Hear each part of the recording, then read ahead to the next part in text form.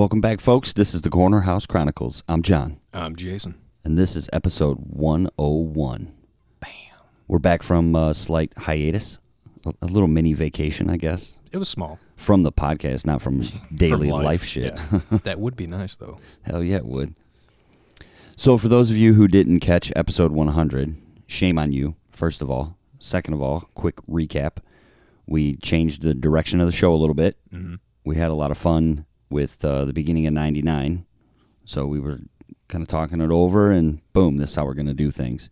We decided we're going to pick one movie. We'll watch the movie, and then we're going to make that our centerpiece, our jumping off point, and just see how many different roads, how many different twists and turns it'll take us on, and what conversations might come of it. We had a good time on 99, so. We did.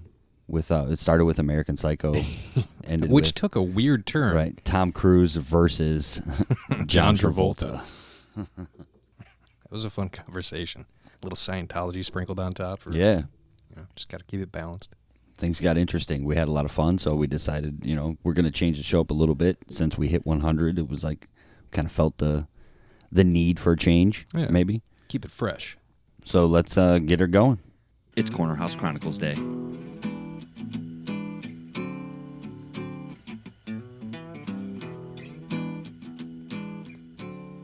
Maybe one of our new features to the show is going to be extra long intros. We don't know. We're still dabbling. I know, right? Got to keep them on their toes. I guess we got to knock the rust off, man. It's been a while since we sat here. All right, cool. So, when did you watch The Crow? Last night. Okay. When did you watch it? Right before you got here. So it's still fresh. Still fresh on the brain. That's good. Which I didn't really need to watch the whole thing. As I was watching it, I was like, man, I could probably fast forward this because I don't, this is, but I didn't. I sat and I watched the whole thing. Remember what a great movie it is when you watch it unedited, not on regular TV. It's never fun to watch movies on TV. There's a lot of swearing in that movie. Yeah. I was like, holy shit, because my youngest was sitting there watching it, asking, the bird, the questions and different things. And I'm like, I'm answering them because I don't need to pay attention. Yeah. It's like, It's a 25-year-old movie you've seen once or twice. So I'm talking to him about it and stuff. It's like, man, there's a lot of damn swear words in this movie. At the end, when he gets shot, then it's real. And he's just like, fuck, falls down. That was a nice little touch. What I was trying to think of this earlier. Okay, first of all, we have discussed The Crow a couple of different times on our show. We have. Maybe not full detail. It's a show, I would say favorite. It's up there. So when I'm watching it, I was thinking, what was I going to say? I don't know. We can change the look in here, but the dead zone still exists the dead here. space is just... Oh, I know what I was going to say. How many comic book movies were made before 94? Before 94? Besides Batman and Superman. Not many. Ninja Turtles. Okay, but that was based on comic book characters, not a comic book. Like The Crow was specific. It was a book. Well, so was Superman was based off the character. I mean, it's a comic book movie. That's how I look at it. Right. But it was inspired, like the original content was a comic book. Yes, but Superman was a bunch of comic books. Batman was a bunch of comic books. It had different story arcs. The Crow was like a The limited Crow, series, yeah. So I was trying to think, like, what other movies back then had they done? Not many, only because it was a big gamble. Going back in the early days of comic books, it was looked at as a very juvenile profession. Right. Even the writers and artists that worked on comic books would not say they worked on comic books. They'd be like, in the entertainment industry. They'd be like, yeah, I do greeting cards, because that was more respectable then. Okay. So for movie companies to dump a lot of money into these franchises was very sketchy. Superman was the cornerstone. Right. When it showed, like, wow, they brought that to life. Okay, so I was thinking, I'm a fan of The Walking Dead. Yeah. I like the way they shoot it to where certain scenes look like you're looking at a page from a comic book. Yeah. Right? Okay, I like that. I was noticing The Crow had done that quite a bit. Like, there's a lot of scenes in that movie where you're looking at it and you're like, that could be a page on a comic book. I could see that, right? And there wasn't a lot of movies like that. Was kind of where I was going with my question, Okay. When I was watching it, it made me, I was like, oh, this reminds me of two specific things. One, Sin City. Me too. I thought the same exact thing. I was like, man, the overhead shots of the car chase, just the way they did. The running across the tops of the buildings and the jump scenes and stuff, yeah. I was like, okay, maybe, because when The Crow originally came out in the series, oh, look at me, I'm blanking now. Frank Miller, there you go. Okay. He was like the guy doing Dark Knight Returns, where it's the older Batman, and he comes back and fights Superman. He did... they did the movie with Keanu Reeves, something Ronin. 47? Yeah. Yeah. That was a graphic novel that he did. Okay. Like, he was just churning stuff out. Sin City was his. Yeah. So maybe that... I think 300. Didn't he have something he to do did with 300? Okay. Yep. So maybe that was inspiring to Mr. O'Barr and the people who were making the movie. It's like, oh, this looks cool. I wonder when Frank Miller, that's his name, right? Frank Miller? Yeah. When did he start, drawing? Comic books? Yeah. His graphic novels, when did they start coming out? Mid-'80s, 82 to about 88. He was, the guy for more mature content. I pulled up James O'Barr, Yeah. right? He's actually from our city. Yeah, he lived not too far from here. Yeah, he lived up on Telegraph in those apartments there. So he was born on January 1st, 1960, which is a pretty cool birthday to have. It's not a bad one. Right? He does have one child. So in 1978, he enlisted in the Marines. And while stationed in Germany, he illustrated combat manuals for the military. Before entering the Marines, O'Barr's fiancée, Beverly, had been killed by a drunk driver. While living in Berlin in 1981, he began working on his comic The Crow as a means of dealing with his personal tragedy. O'Barr, further inspired by a Detroit newspaper account of the murder of a young couple over a $20 engagement ring. The Crow, a man and his fiancée murdered by a gang of criminals. Okay, The Crow sat on a shelf for 7 years. Yep. That's crazy. It was first published as a miniseries in 1989. And he's currently writing the remake screenplay. He's co-writing the script with screenwriter Cliff Dorfman. True. But I think it was 2014 or something, 2015 when that information came out. So who knows where it's at now? Well, what happened with that was they got Jason Momoa was going to be the Crow. Right. I remember we talked about this. Yep. Because Momoa even posted that picture of him in the makeup with O'Barr behind him. Mm-hmm. They were dead set. But then the studio and some certain people came in and wanted to tweak a few things. Yeah, that's unacceptable with the Crow. So both of them walked away. Momoa was like, yeah, I can do other stuff. Right. O'Barr was like, I can do whatever the fuck I want, so you all have fun. Man, that's okay. Notes. So there was I'm sorry, go ahead. There was more to that. While doing some research, similar thing happened when they were making the first movie that we watched. When American Psycho you're talking about? No. Oh, The Crow. The Crow. Yeah, okay. Sorry. When the rights were first purchased and they brought James O'Barr in to discuss, all right, this is our idea, this is what we want to do, before they got a director, before they got a lead actor, before they even had a script. The first idea for The Crow, James O'Barr was like, all right, goes into a meeting, and they're like, so here we go. We want to get Michael Jackson. You all right? I'm all right. And it's going to be a musical. Whoa. James O'Barr starts fucking laughing his ass off because he would thought too. they were joking. I would too. They were not joking. That would have been what, 92 maybe? I would say in that ballpark. Because the movie came out in 94, so you figure a year or two before is when they had to go into the specifics of a musical. Oh, God. So once they got the... even when they got Brandon Lee signed, James O'Barr was like, because the only movies he did before that were kind of kung fu cop adventure stuff. Yeah. He's like, I don't want this turning into a kung fu movie by the end. He's like, it's not really what I had envisioned. That's not what the comic's about. But then he met Brandon Lee. Brandon Lee told him what he had envisioned. James O'Barr's like, fucking sold. Right. It's you. Let's do this. I often wonder if The Crow would have been as good of a success if he wouldn't have died making the movie. I do say that had a lot of hype to it, but I do believe it still would have been as good. Yeah, it would have been as good as far as the movie goes. The lasting power, I guess. Yeah. The cult-like following that the movie has. I think so. Think so? It may be a little less, only because that's kind of a big deal. Mm-hmm. But I think it would still have the same staying power. Like, James O'Barr and the director, what the fuck is his name? Anyway, their first idea was to shoot the movie in black and white and have all, like, the flashback scenes be in color. And the studio was like, no, we're not doing any artsy shit. Like, we're rolling the dice with just doing this as a story. Yeah. I don't know. I guess it would have been okay to watch it on a home, like on a TV in a living room with lights on, but in a movie theater, black and white, ooh. That'd have been a little rough. Yeah.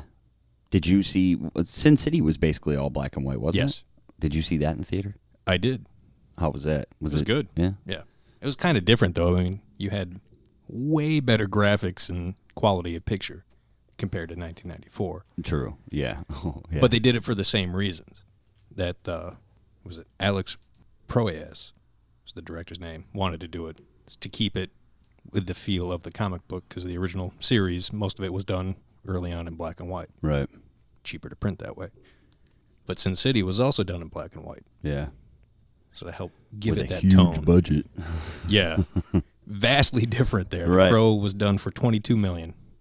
Dude, do you know... Which was low for 1994 standards. $22 million? $22 million. That's what it was done for? Okay. I looked up... Quickly, I mean, this is no secret. You Google it, you get this. But the IMDb score is 7.6 out of 10 for The Crow. Okay. So, I mean, you go with 8. That's right? pretty good, yeah. Say 8. 81% on Rotten Tomatoes, which I don't know a lot about Rotten Tomatoes. Is the higher score the better or worse? So on Rotten Tomatoes, there's two numbers. Okay. The one on the left is the critics. Right. And the one on the right is the fans. It just said Rotten Tomatoes. It didn't say... It wasn't specific to that. Oh, let's see. I mean, I'm sure you can. Yeah, we'll go to Rotten Tomatoes and find out. And it was released on May 11th, 94. Do you know how big of a year 94 was for movies? I was going to bring that up. Did you? Okay, because holy shit, Dude. You don't realize it. 94 was massive for movies, man. I have the top 100 for the box office for that year, and Jesus. There's so much good shit from that year. The Crow came in 24th by the end of the year. As far as what? Sales? For that year, yeah. Okay. Which is pretty good. It's wedged right in between Natural Born Killers was 25. And The Naked Gun 33 and a third. The Final Insult was 23. Great fucking movie. So, I mean, the whole list is just boggling because you look back and like, yeah, those movies came out then. Yeah. And you don't, like, all right, so... Pulp Fiction.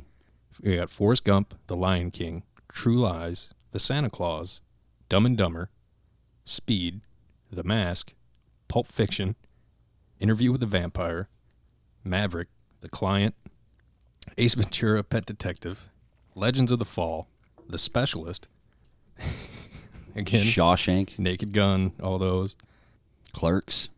Mighty Ducks 2, Mighty Ducks 2. Mighty Ducks 2. My Girl 2 was out in that year. Time Cop. Time Cop. Beverly Hills Cop 3. City Slickers 2. Richie Rich. Junior. The Street Shadow. Fighter. Major League 2. Blown Away. Let's see. What else we got? Surviving the Game. Surviving the Game. Renaissance Man. Blue Drop Chips. Zone. Dude, Drop Zone with Snipes. That was a good movie. That wasn't bad. The Cowboy Way. A Low Down Dirty Shame. The Professional. The Chase. House Party 3. I mean, come on. That had to be number one at the box office. 74. You were close. The reboot of Miracle on 34th Street. Let's see, what else do we got? The Chase with Charlie Sheen and Christy Swanson. Yeah. No Escape with Ray Liotta. On Deadly Ground. Did you say that? I did not. The Steven Seagal movie. God. That's rough. You know what came in number 100? Ed Wood. Reality Bites. Nope. Damn. Okay, what? 3 Ninjas Kick Back. Three Ninjas Kick Back. When was the last time you watched a Three Ninjas movie? Fuck, dude. When did they come out? Early 90s. That's probably it. Wasn't Leslie Nielsen the bad guy in one of those? Or no, that was Surf Ninjas. My apologies. Oh. Dude, Little Giants. Yeah, there were some big movies out that year. Blank Check. Remember that movie? Yeah. That was a great movie. Kid had a slide coming from his house to the pool. I was like, that's fucking genius. Monkey Trouble. Oh, my goodness. Three Ninjas Kick Back. There it is. Camp Nowhere. I remember that movie. Yeah. That was a good one. White Christopher Fang Lloyd. 2. Nah. Getting Even with Dad. Macaulay and Ted Danson. Remember that? I do. The Next Karate Kid. The one with the chick. That was, what's her teeth? Hillary Swank, yeah. Ernest Goes to School. Yeah, there's some heavy hitters. Some classics, if you will. That had to have been one of the best year for movies. In our lifetime, I would say so. Right. I would go with 1980 to present just because that's when I was born. And Yeah. Yeah. I could back that up. That had to be one of the top years for movies. It had to be. Man. It was surprising. And it pulled in, they made it for 22, and it pulled in 55 million. That ain't bad. No, not at all. Not at all. What did you say? What was number one on that list? Forrest Gump. Forrest Gump was the moneymaker? Yep. Ooh. Pulp Fiction and Shawshank. It's crazy that they're on. The same year that all these movies came out. Pulp Fiction was 10. Shawshank was, surprisingly pretty low. It was at 51. Really? Yeah. It did not do well in the movies. It later became the most rented movie from Blockbuster, though. Rest in peace, Blockbuster. Rest in peace, baby. You remember The Client? Oh, with Harrison Ford? Nope. No. Tommy Lee Jones and Susan Sarandon. She was the protecting the kid who witnessed the murder or something. It was him and his little brother. Yeah, because they talked about Led Zeppelin albums. Yeah. Man. Because he watched that dude kill himself in his car. Great movies. Holy cow. Wes Craven's New Nightmare. Wyatt Earp. If you had to pick a favorite out of that list? Yeah, just from that year, what would you say? Damn, that's tough. My natural instincts tell me to say Forrest Gump or Shawshank, right? I mean those are two. I can give you my top three. The Professional, Shawshank, and I'd say Pulp Fiction. Okay. Would be my top three. Mine would probably be The Crow, Maverick, and Forrest Gump. All right. That'd probably be mine. It's respectable. You got a little buddy there. Yeah, a little something crawling around on the old mic there. I want to find out real quick here. I did not look up before we started the show. Where was The Crow shot? I'm not sure. Was it shot? Because if that was a soundstage... Yeah, it was. Most of that was soundstage. Those were built sets. Were they? I wonder how big the set where he's running across the rooftops. Very small. Like, was it like one or two buildings big and they just looped it? I don't think they looped it. Because a lot of the scenes were of his feet running across, like, through puddles and shit. And I was looking at the background specifically as those scenes went through just to see if it was like, did they just loop one scene over and over in different parts of the montage? I don't think so. I think it was just one long Just a long set like that, okay. But it did make me think of early stages of parkour, the way he was jumping around and flipping on the rooftop. Yeah.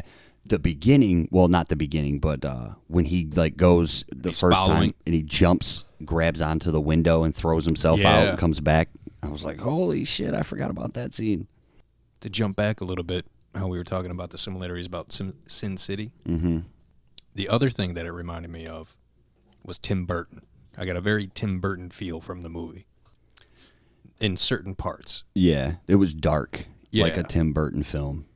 So that made me do some investigating because I was curious about who the production designer and the cinematographer were for the movie because they pretty much set the overall tone of the look and the feel. I got the name of the cinematographer right here. I do too. Okay, go ahead because I'm never going to pronounce that. I'm shooting in the dark with a Darois Wolski. for the cinematographer. It is, okay. But I concur. I can try spelling it for people, but even that's pretty tough.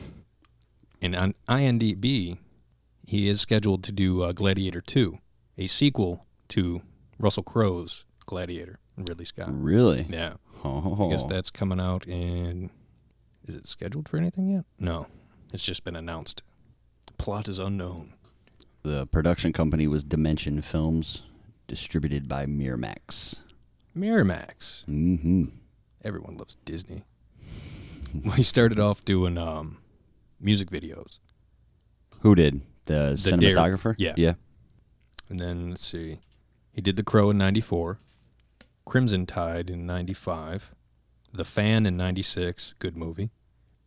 Perfect Murder. Dark City. I was like, oh, these are pretty good. Yeah. But then he gets in every Pirates of the Caribbean movie.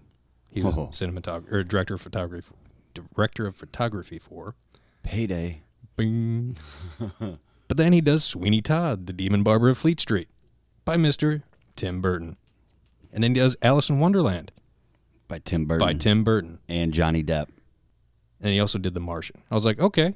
So even Tim Burton was like, hey, I like this guy. So I looked up the production designer. Where is he? Who is Alex McDowell. And I started looking through what he did. And he's done a lot also. So as a production designer, let's jump back a little bit. He did The Crow, Fear with Marky Mark. Unfortunately, he did the sequel to The Crow, City of Angels. Hey. I know. We're not going to go down that road We're tonight. not again. You want to knock the two after that, go ahead, by all means. Edward Furlong, get out of here, buddy. But let's leave City of Angels alone out of personal respect. Fair enough. He did Fear and Loathing, Fight Club, Minority Report, The Terminal, Charlie and the Chocolate Factory, Tim Burton, Corpse Bride, Tim Burton. Yep. Did the B Movie. Didn't see that one. I missed. Don't have kids. He did Watchmen. It wasn't bad. I've heard good things. It's Seinfeld. He's the lead voice. What's the deal with all this honey? Yeah. So I was kind of intrigued that, oh, this reminds me of Tim Burton. And then later on, they go on and work for Tim Burton. Yeah, I have shit. Okay, when let's say hypothetically we wrote a script, right? And then we sold script to a company. That company then finds a director. Yes. Okay, and then the director hires everybody on the team. Pretty much. Okay, so like director of photography, cinematography, or like all these different wardrobe and casting and all that shit. Executive and it's usually producers. people they've worked with before. Much like, oh, he's done every Pirates of the Caribbean. Yeah, let's keep the same guys, keep it rolling. Right. And I wonder too, like, you remember watching, dude, what was the movie with Travolta and Tom Cruise? No. It was about Hollywood making movies. Where he did the sound effects? Gene Hackman's in it. Oh my goodness, I'm losing my mind over here. I can't think. Travolta and Gene Hackman? Yeah, he plays a Shylock. He gets in the movie business. Get Shorty. Thank you. Yeah. Thank you. So, like, there's a little behind the scenes in that Get Shorty movie where you're kind of like, oh, is this really what Hollywood might be like? Mm-hmm. You know? Did you ever watch Entourage? No. Dude. I've heard from multiple people that I need to check that out. You should. They're half-hour episodes, too, so you can burn them quick. And I did not know until much later, after everyone's telling me to watch it, that it's pretty much Mark Wahlberg's life. Yeah. I was like, pretty much. Okay. Exaggerated for TV, but... Well, yeah, but it's HBO, so, it's not completely... The only thing I didn't watch was the movie that just recently came out a couple years back. Okay.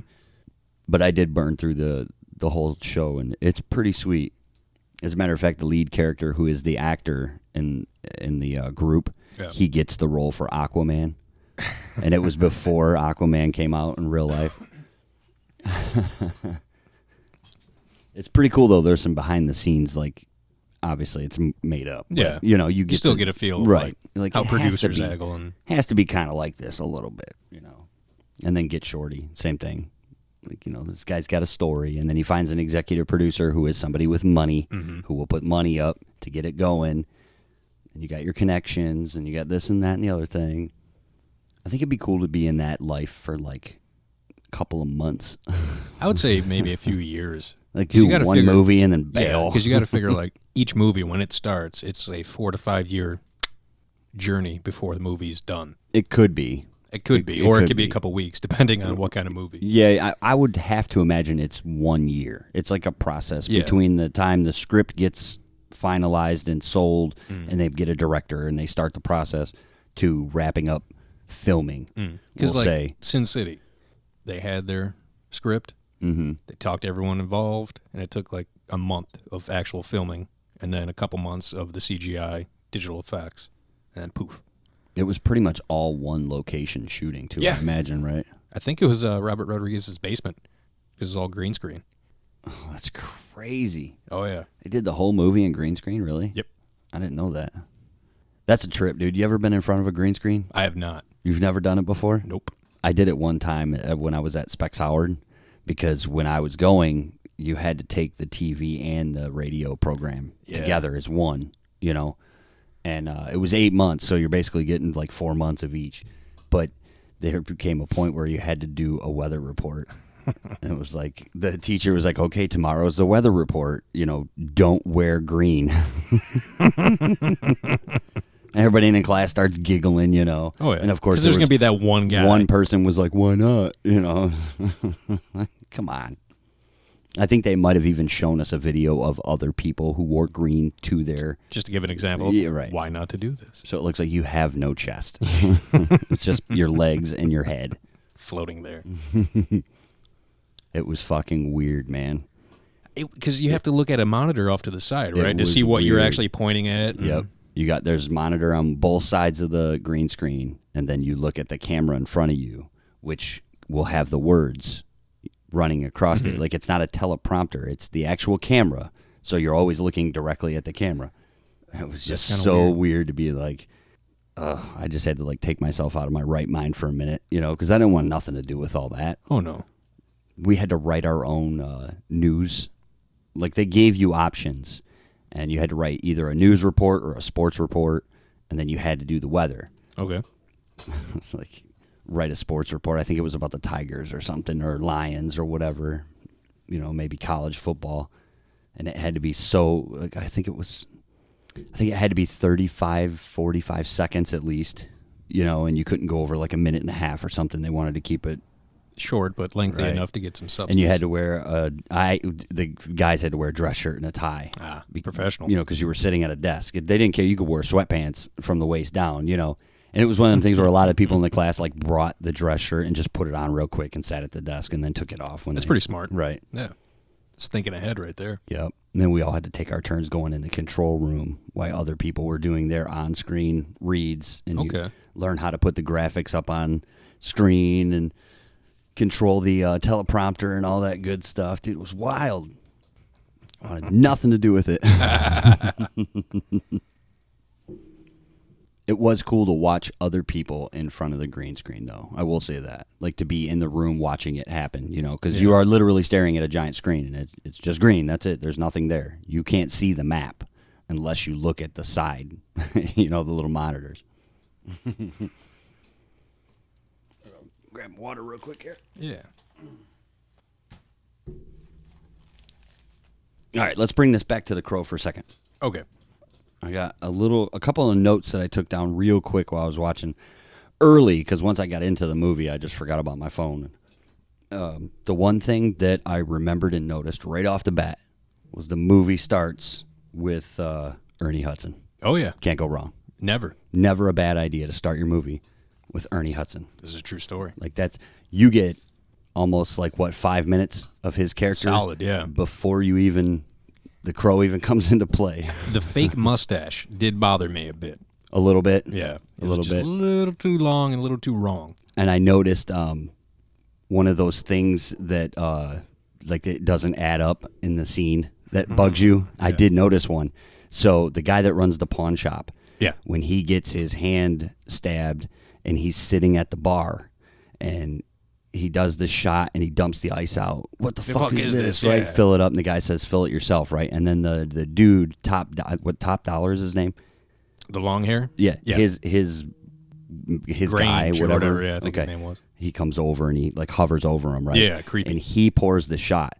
When he pours the shot in the glass, the little bald guy's like, "That's enough," and it's just a little barely. bit. But then when he picks the shot glass up, It's and like half full. Oh, yeah. the camera angle changes down, and you can see the shot glass, and it's way more than a little tiny bit in it. And I noticed it, and I was like, "That's got to bother Jay." It did, just so we're clear. Were there any other ones, real quick, that you noticed Okay. besides the bullet hole in the hand? That's different. That was different. That's a different thing. Yes. Some of the things that like happened early on to the Crow character, it would rip his shirt or rip the collar a little bit, and then a couple scenes later, the collar isn't ripped, holes are mismatched and not in the right place, shit like that. The electrical tape he wraps around every time he gets hurt. Yeah. Which didn't make sense because he heals so quick. Mm-hmm. So, like, when he got his hand cut in the beginning, jumping through the window, right, and then he looks down and it heals, and he's like, "Oh, what the fuck's this?" Right. Then And later then on, he has hands. electrical tape on. It's like, why? I understand there's a certain look that the character had in the comic books that he's like progressing towards, right, like as the hero's journey, that's if you will. true. But I mean, come the fuck on. Like, whose idea was this? The fucking tape around the stomach area, Yeah. purely for looks, or to keep his shirt together. I was going to say get maybe a different fucking shirt. It could just keep his shirt down from like flapping around Maybe. or something. I don't know. There was shit like that. I could go on for a while, so we can move this along if you want, because I can get a 5-minute rant in about that desk when he puts on the fucking grease paint. Okay, so I brought this. I brought this up earlier to you before we started. Why was the apartment still trashed a year later? Like no one had gone in. They didn't even take the police tape off the door. No. You would have thought that Sarah chick would have at least been Snuck in and got some things. Like the fucking cat, for instance. Right. I thought you were dead. It's been a year. You didn't see the fucking cat one time in a year? Don't you live in the same building? No, but... Oh, no, she didn't. That's right. Okay. But she just hung out there with Shelly and Eric. Okay. They But would watch still. her while the mom's out whoring around. Right. Still, I was like, what in the fuck, man? Somebody had to have gone in that apartment at least one time and taken the tape down from the door. You know, it still had Halloween decoration on it from a year ago. What happened in St. Patrick's Day? Nobody walked by and put a fucking shamrock on the door at all, you know, like in memory of Eric and turkey, Shelly, yeah. right? Or, like you were saying, fuck? she could go in there and get pictures or the fucking wedding dress or what have you that was left there, the girl, Sarah. Yeah. I mean, that was her, like, family, I mean, in a sense. he was in there burning pictures a year later. Yeah, she could have went in the there shit and was got in there, that. yeah. What the fuck are you doing for a year? Don't tell me you spent that year crying in your bedroom. Come on now. First thing I'd have done was kick that door open. Like, when they took the bodies away a year ago, I'd have been up in their apartment, like, as soon as the cops leave. You know, making sure nobody went in and stole that shit. Because, again, the fucking movie takes place in Detroit. Right. You're guaranteed to have some sort of homeless Something was squatting going in on there. Right. Dead bodies stashed in there, something. You can't go into an abandoned building in Detroit and not find, like, remnants of someone living there for a short period of time, or a body, or something. Yeah. Something to show that somebody had been in that apartment in the last year. The other thing that I took note of here that I just found really odd was when the gang were taking shots at the beginning and they were swallowing the bullet. bullets. Yeah, I don't know. I don't know. Like, I don't know if that's from the comic book. I don't remember that. I don't think so, but I'm not 100% sure if it was in the comic or not. But I was just like, all right, hold up. Why would you be swallowing bullets? That can't be good for your digestive tract. Because that's got to come out. Imagine if the thing doesn't stay together. I mean, it's different than swallowing a Lego head, but it's for science, maybe. I don't know. Ugh. I don't know. Maybe it was just to fuck with Skank more. Bitches go last. I ain't no bitch. Feel like a small ass worm on a big ass hood. That's fun. That was funny. What the fuck did you just say? I was surprised to learn that a lot of it, of like Detroit, like the car chase scene, Yeah. was all done with miniatures. Really? Yeah. Till the end when he goes off the pier. Yeah. But then the car explodes and you see like it's a frame and a body. Right. And a bunch of explosive. And that's it. Mm-hmm. And then the pictures of the body when the cops are talking about it, and it's like you can tell that the body's in the... I mean, yeah. Again, $22 million was not a lot of money then for a movie. No. And you got to figure they spent a lot on the soundtrack, Yeah. the stars, the set. Like, it all goes away. Well, there was only, Brandon Lee and Ernie Hudson were the only two names. Top dollar. Yeah, he was kind of... I mean, Karate Kid 3. Come on. Oh, no, wait a minute. That's not the guy that plays Terry Silver. It's not? I might... It looks exactly fucking like him to me. It's probably different, thinking of it now. Who plays Terry Silver? I gotta know, because I'm like, wait a minute. That don't make any sense. Look at me fucking shit up. Well, no, if you're right, that's gonna blow my fucking mind, because I didn't put that together. Michael Wincott played Top Dollar. Okay, no. Thomas Ian Griffith played Terry Silver. I was wrong. Yeah. I retract my previous statement. Okay. And apologize. But the guy who played T-Bird was also in another comic book movie, The Warriors. Really? Yeah. I don't think I knew that. He was the guy who clanks the glass bottles from the Rogues, going, "Warriors, come out to play." I'm pretty sure the guy that played Tintin was in some other things, too. Hackers. He was in Hackers. Lord That's right. Nikon, Yes, baby. Yes. He's done a lot. I was looking at him when I remembered watching him, and I was like, this guy looks so familiar. Where have I seen this dude before? I know he was in something. Hackers was a great movie. Fuck yes, it was. He actually, to go a little bit above and beyond for the role, he hired a professional knife guy. Oh, really? To show him actual moves and how to handle knives. Which he only does for, 2 scenes in the movie? If that, yeah. Not very many. Mainly the big fight scene with the crow. Yeah. And a couple others where he's just kind of like flipping it around. When they're swallowing the bullets, I think. Yeah. He's like sticks it in the one dude's face, and then they all start pulling their guns out. Yeah, because he on like each other. slides it. And Yeah. But I was like, that's pretty cool. Hackers. Fucking hackers. Hackers. Fucking hackers. I liked the quote. I don't remember who he was talking to in the movie, but he says, "Victims, aren't we all?" It might have been Tintin right before he kills him. Yeah, right. Because he has him against the wall or something. Pallets, and he has the knife in his shoulder, and he's like, that. I'm like, that's a cool quote right there. A lot of those little one-off things were ad-libbed by Brandon Lee. Were they? Yeah, like when he's talking to Ernie Hudson in Ernie Hudson's apartment. Yeah, and he's like, little things aren't trivial. When he's talking about that, that was purely them two going off script.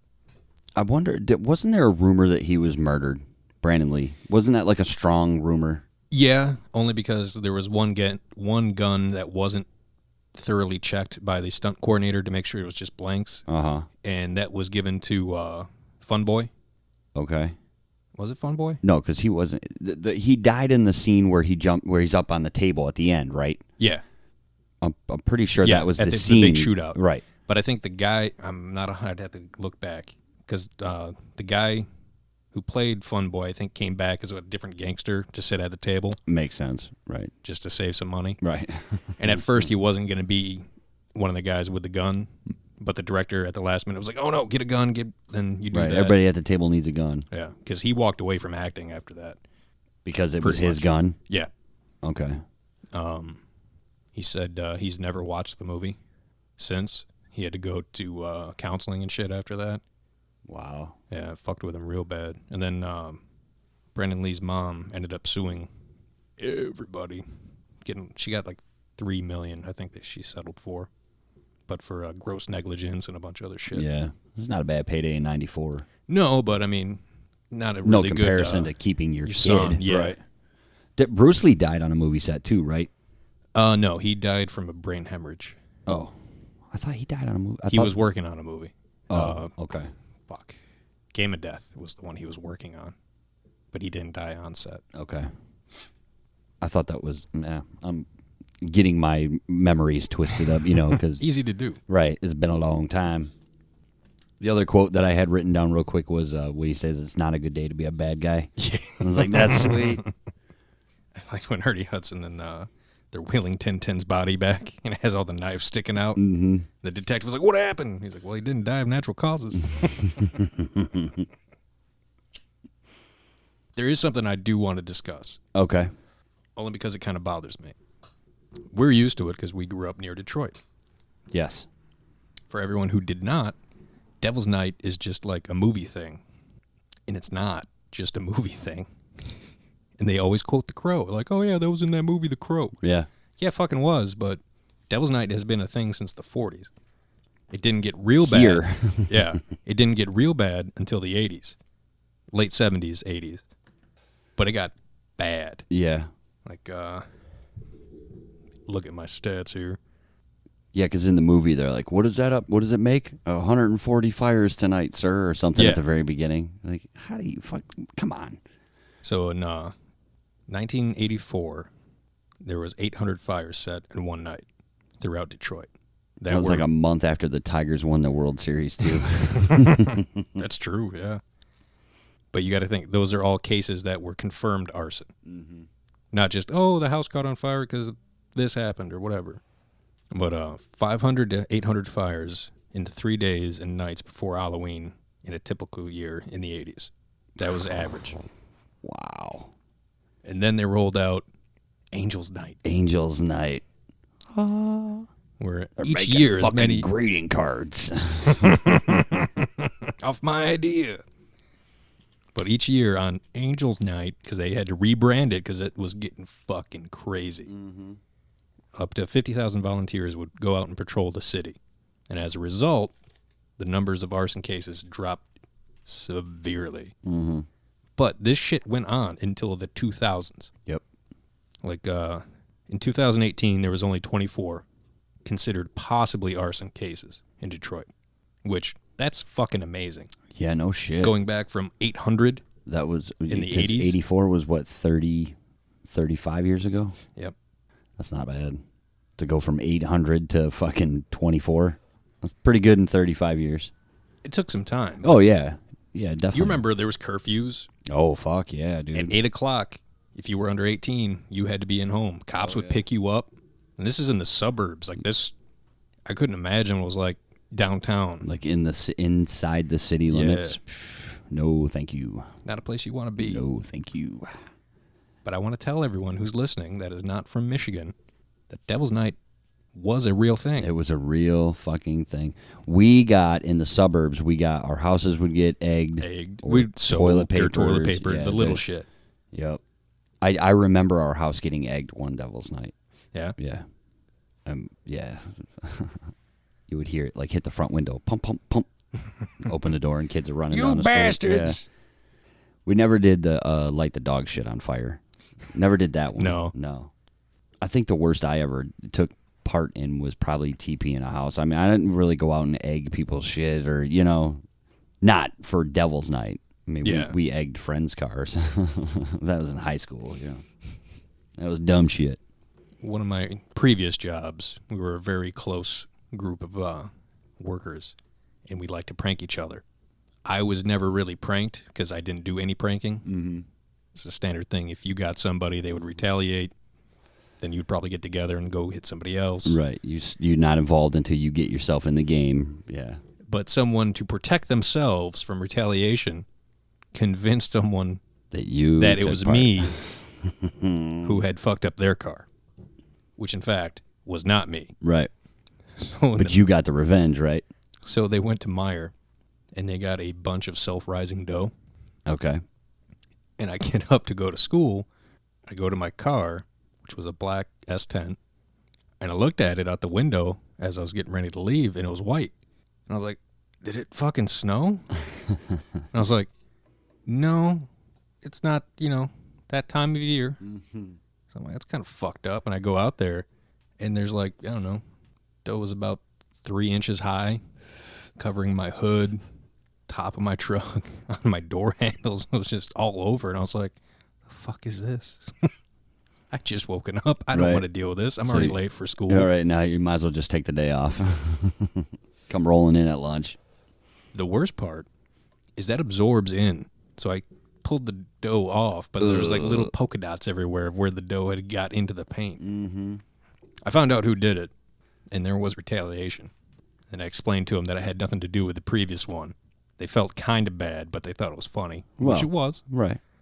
A good prank's a good prank. This is true. But where we worked, there was a very large parking lot. And throughout the open season, there would always be tons of seagulls. So if you would get some trash or some leftover fast food and dump it on someone's car, it was guaranteed to be covered in bird shit within 40 minutes. Like parking under a tree. Exactly. Yep. So I made sure to dump a large amount of trash all over their car. They had no idea till the end of the day when they walked out, and they were, what the fuck is this? Might want to wash that off. But that was one of the things we did when we worked at JPU there. I was always like, just don't mess with my car. You know, like you can mess with me, that's fine. All you want, don't just not fuck the with car. my car because I need it for work. I was actually talking to the wife about like starting little prank wars between us and the kids, you know, just to, little stuff. Right, just to have some fun because I don't know about you, but prank videos on the internet, Oh, they're great. they're so hot right now. They're just like everybody's making them. Oh, yeah. And there's specifically the Hambies. I don't know if you know who they are. The brother, sister. Remember I showed you the video of them too? Yeah. Well, it's their Doesn't she push him into a bush at one point? their whole family is involved. The grandmother is involved in the pranks. It's amazing shit.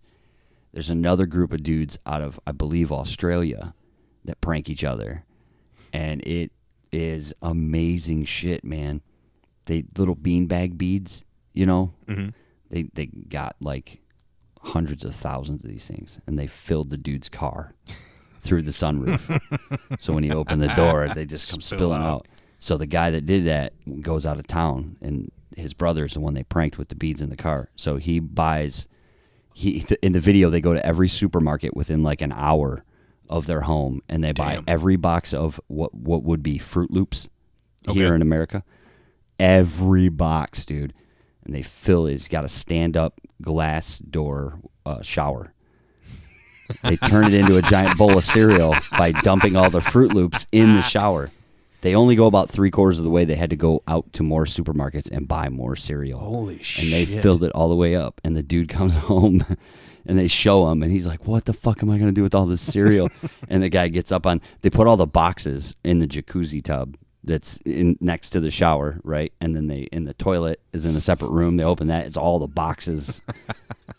And then he goes back in the other room, and the brother's standing on the mountain of boxes, and he's digging cereal out of the shower and in a bowl, and he's eating it. Then they open the door, and it all comes rushing. Oh, God, it's awesome. That kind of shit's funny to me because nobody's getting hurt. Yeah. You know. There's some shit, though, it's like a little too far. Yeah, them Hambies, they're a little violent with it. And I don't know their name, the husband and wife. Yeah, they're brutal. Ooh. The Xbox people, where he's always playing Fortnite, and she just walks up and shuts it off. He's like, oh, what are you doing?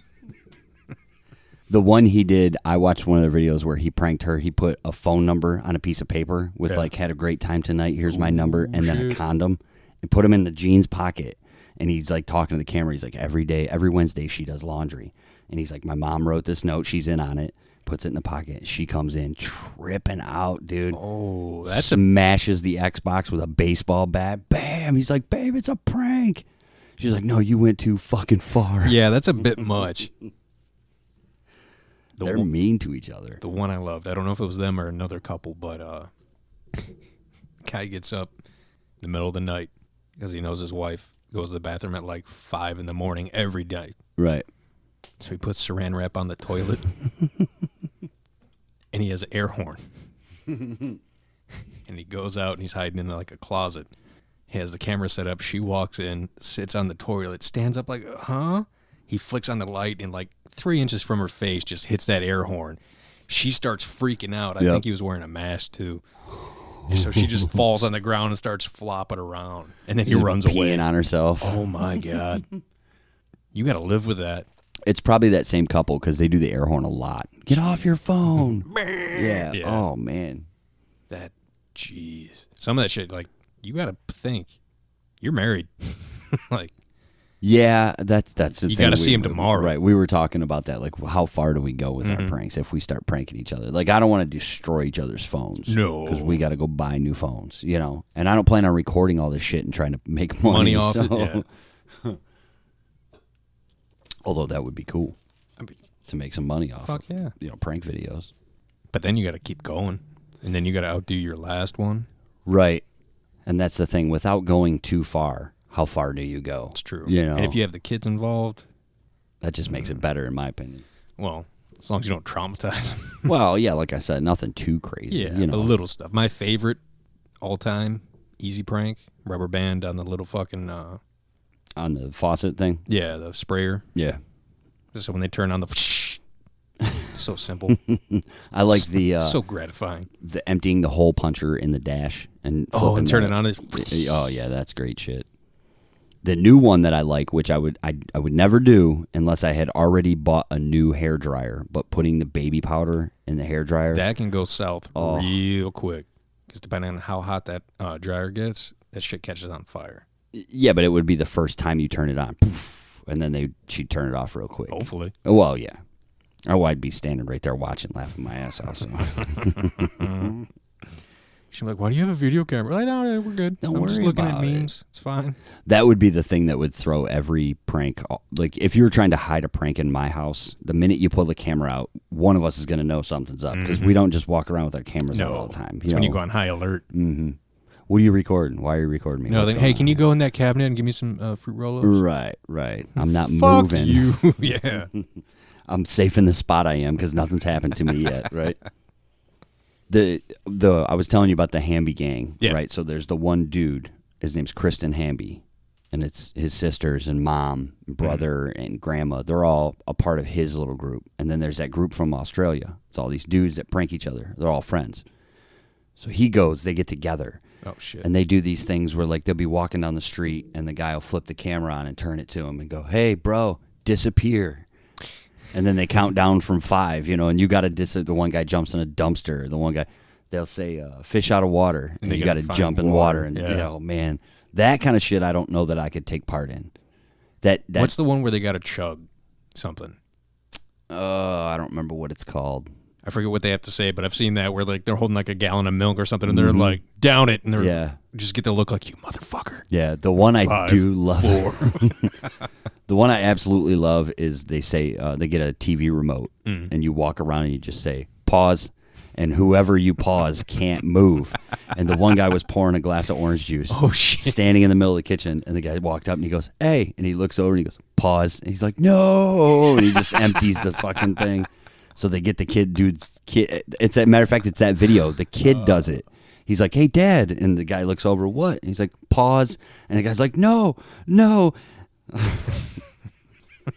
He gets a chair and he walks up and dumps water over his head, you know. Oh. That shit would be funny. That would be hilarious. But dealing with the aftermath and the cleaning it up and like, fuck, now I got to get more orange juice. I would say anything like that would have to be outdoors. Yeah. Because I wouldn't want to have to clean it up in the house. I think I've just convinced myself to start a little prank war with it. At least my kids. To start off, At least. If the wife wants to get involved, she can. Maybe I should videotape them. We'll put them on our YouTube channel. If you have the opportunity. Right? I'll prank the kids. Oh, yeah. I wonder what a good one. What would be the first good prank to pull on a 12-year-old kid? And, okay, now, here, let me go back. Okay. Certain things I don't know if I consider pranks. Like, would you consider a prank if I dumped the glass of cold water over the shower? Yes. Is that a prank? That is a prank. Yeah? Yeah. It's a dick move, but it's also a prank. I wonder, I'm kind of confused on what defines What's it the as a legalese prank. on this? Yeah. Well, I mean, there has to be a setup. There's not really a setup to dumping a glass of water on somebody in the shower. You just you have to get them to take a shower. Pretty I guess. much, and be unsuspecting enough to. Everybody takes showers, so that's not like there's no. So the definition of a prank is a mischievous trick or practical joke. I would say that falls under a mischievous trick. Yeah.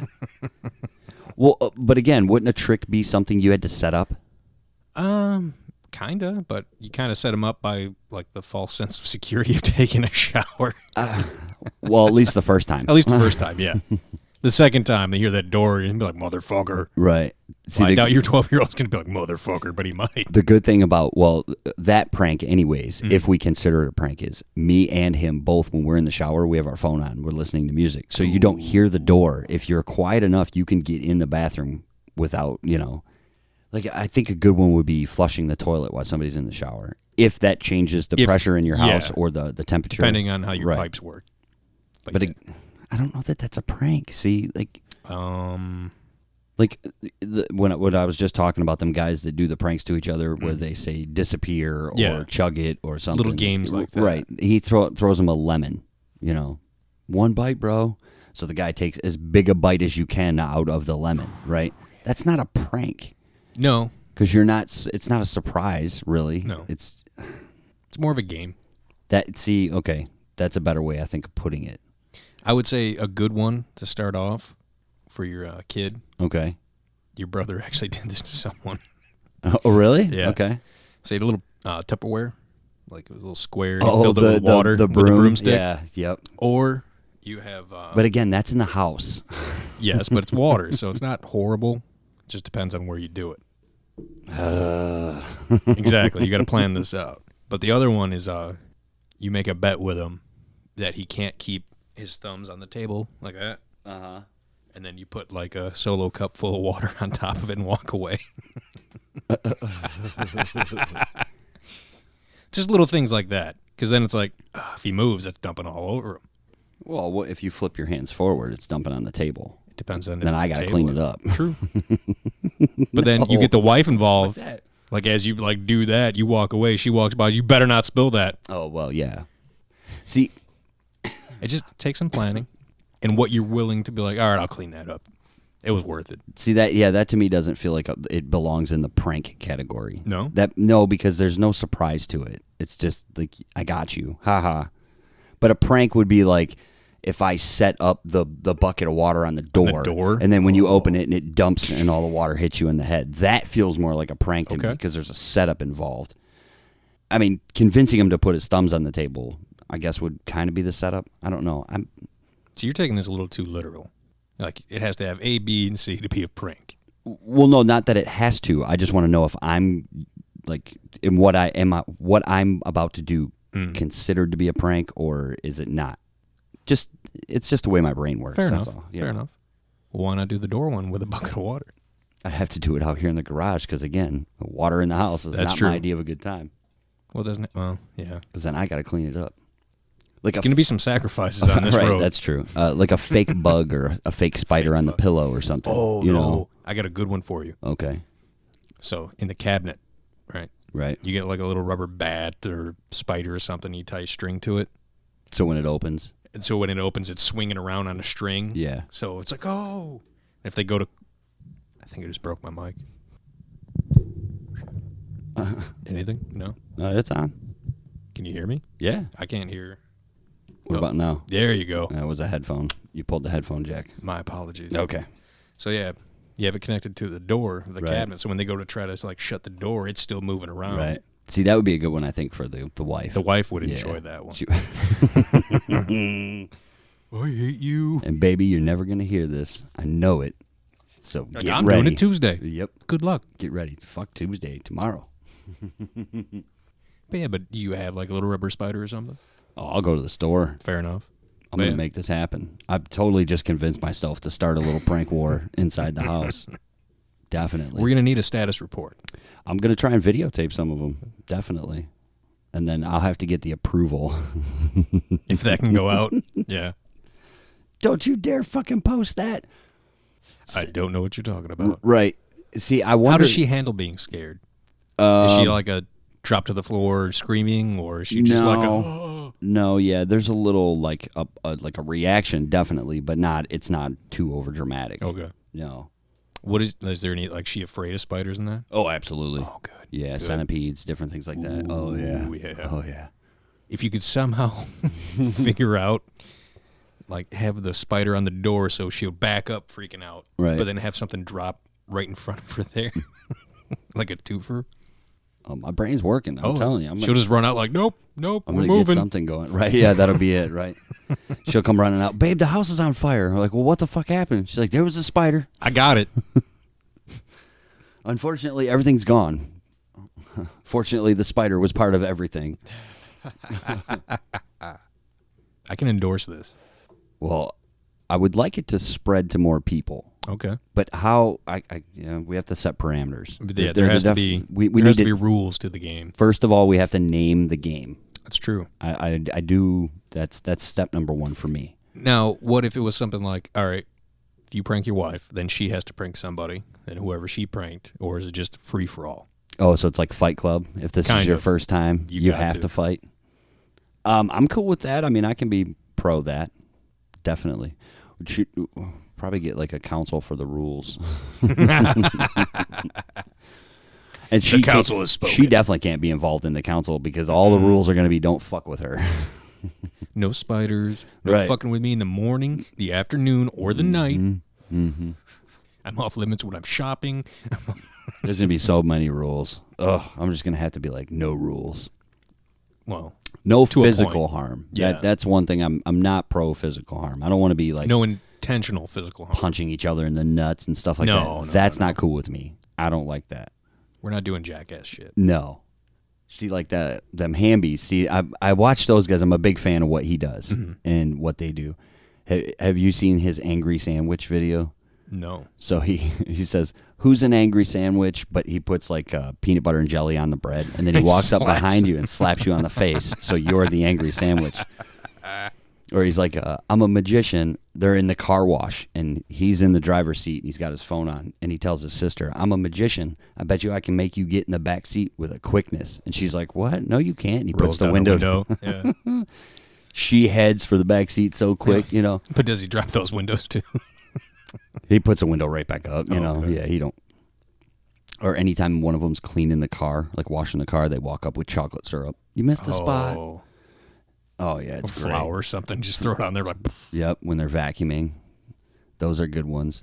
He'll walk up and be like, Mom, what's white and angry? And she'll look at him, what? And he dumps mayonnaise in her face. You're white and angry. But then they get violent, you know. Oh, yeah. Some of them are a little too much for me. He takes a tennis ball and just hits it at his brother. Whack! The one I do like is they say, your legs are jelly. 3, 2, 1, and you just fall, right? And no matter what you're holding, you drop it. I was carrying liquids. Yep. The one the sister's holding a box of wine. Ooh. His brother's holding a TV. He drops it, shatters. They like stand it up, and the TV's all cracked. Oh no! You got to have some good money for pranks like that because you got to be able to replace that shit, right? Yeah, yeah. I mean, it's only right. How would you feel? Let's say we start a game. Okay. Right? No physical violence, prank war type situation, and something gets broken, right? Wouldn't you expect me to replace it? If it was due to the prank, yes. Right. Like if something happened where I pranked you and your phone got destroyed.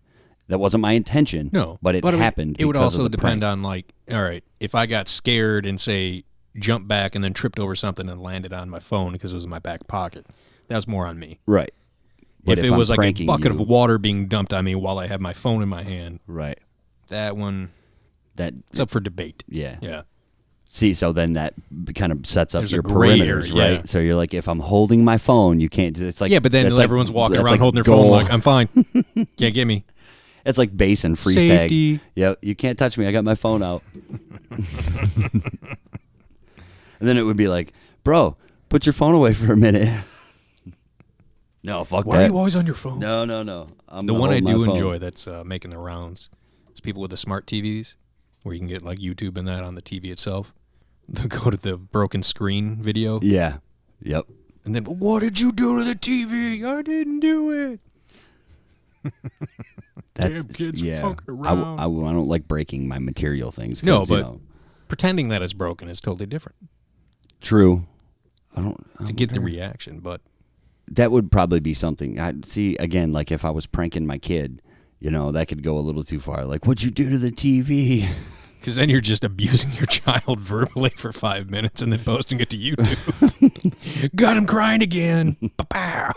It'd be sweet if you could post your video with the cracked screen over your video to where when somebody's watching it, it looks like their phone is the cracked screen. It would take some editing, but the refresh button? Yeah. If you could edit that in, like the fucking video froze. So then they're tapping it and it's just like pausing and playing.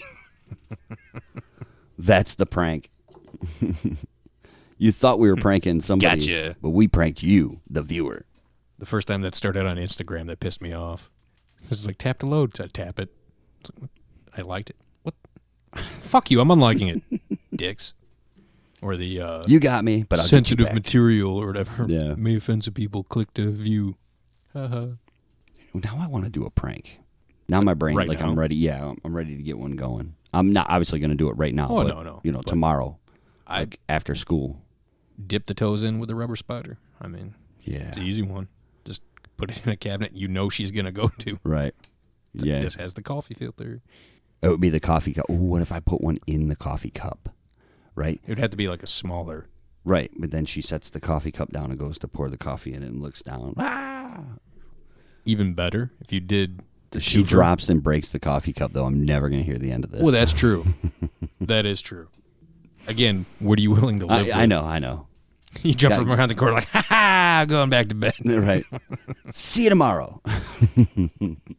She puts bars of soap in a fucking pillowcase and starts beating your ass. Yeah, that would fall under the no physical violence Well. part of this game. You're breaking the rules. And your ribs, bitch. Go to sleep. I'm definitely down to get this going.